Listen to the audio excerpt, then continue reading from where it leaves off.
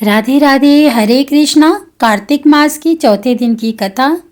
कार्तिक मास व्रत कथा के चौथे अध्याय में भगवान ऋषि सूत जी नारद जी को आगे बताते हैं कि भगवान मछली के समान रूप धारण कर विंध्यवासी कश्यप ऋषि के अंजलि में आ पहुँचे। मछली ना तो कमंडल और ना ही तालाब में समा रही थी। यहाँ विस्तार से पढ़ें कार्तिक व्रत कथा का चौथा अध्याय। नारद जी बोले हैं, ऐसा कहकर विष्णु भगवान मछली के समान रूप धारण कर विंध्यवासी कश्यप ऋषि की अंजलि में आ पहुँचे। कश्यप ऋषि ने दया करके उन्हें अपने कमंडलों में रख लिया।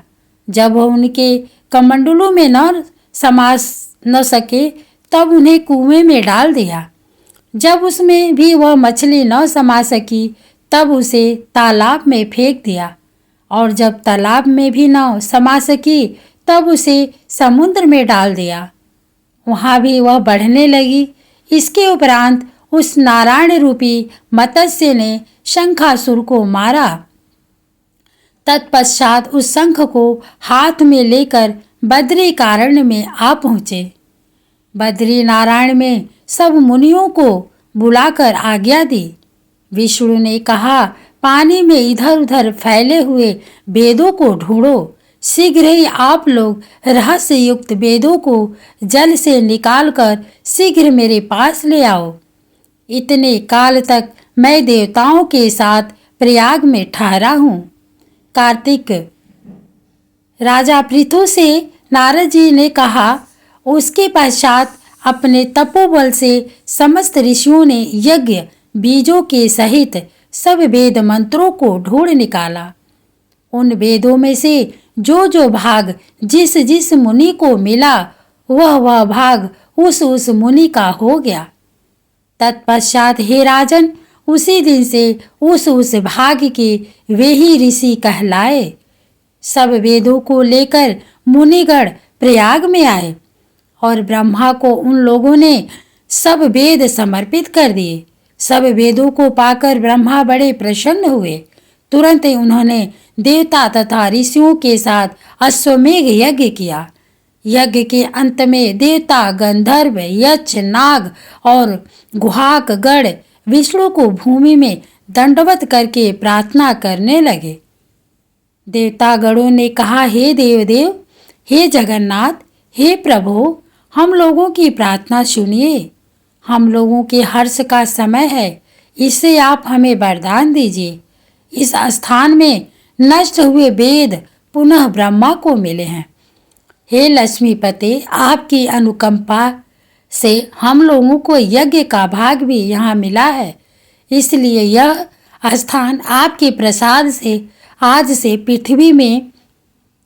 पृथ्वी भर में सर्वप्रधान पुण्य को बढ़ाने वाला, मुक्ति और भुक्ति को देने वाला होंगे।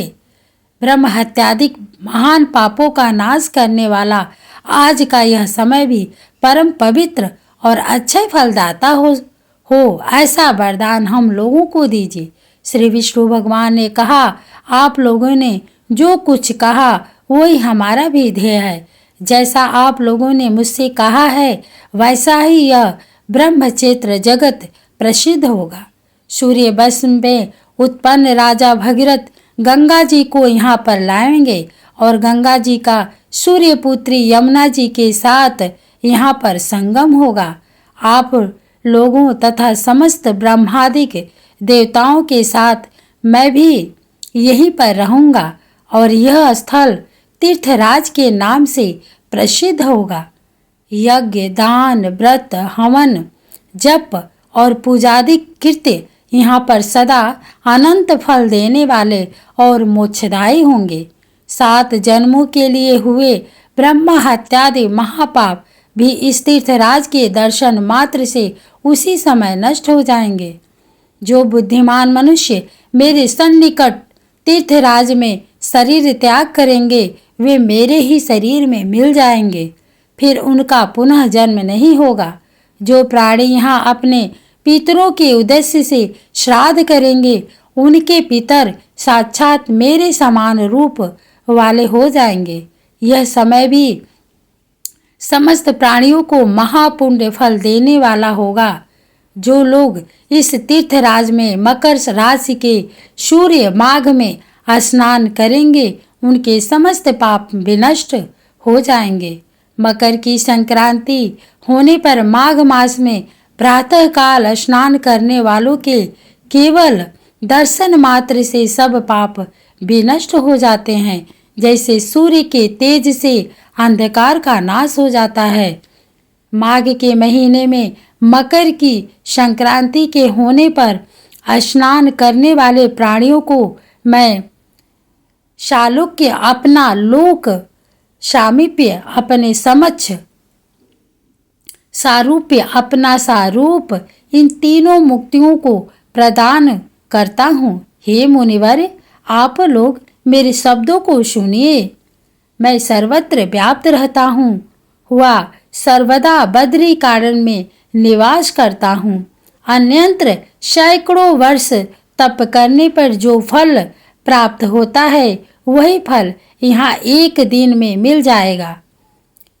जो महानुभाव मेरे उस स्थान बद्रिकाश्रम का दर्शन करेंगे वे जीवन मुक्त हो जाएंगे और उनके समस्त पाप नष्ट हो जाएंगे। श्री सूत जी बोले कि इस तरह विष्णु भगवान उन सब देवताओं से कहकर ब्रह्मा जी के साथ ही अंतर्ध्यान हो गए और इंद्रादि देवगण भी अपने अंशों को वहीं छोड़कर अंतर्ध्यान हो गए। जो कोई प्राणी इसे शुद्ध मन से सुनेंगे अथवा सुनावेंगे वे तीर्थराज प्रयाग और बद्रिकाश्रम जाने का समान फल को प्राप्त होंगे। राधे राधे, हरे कृष्णा। दोस्तों वीडियो अच्छी लगे तो लाइक करें और दूसरों को भी शेयर करें। ये कार्तिक मास चल रहा है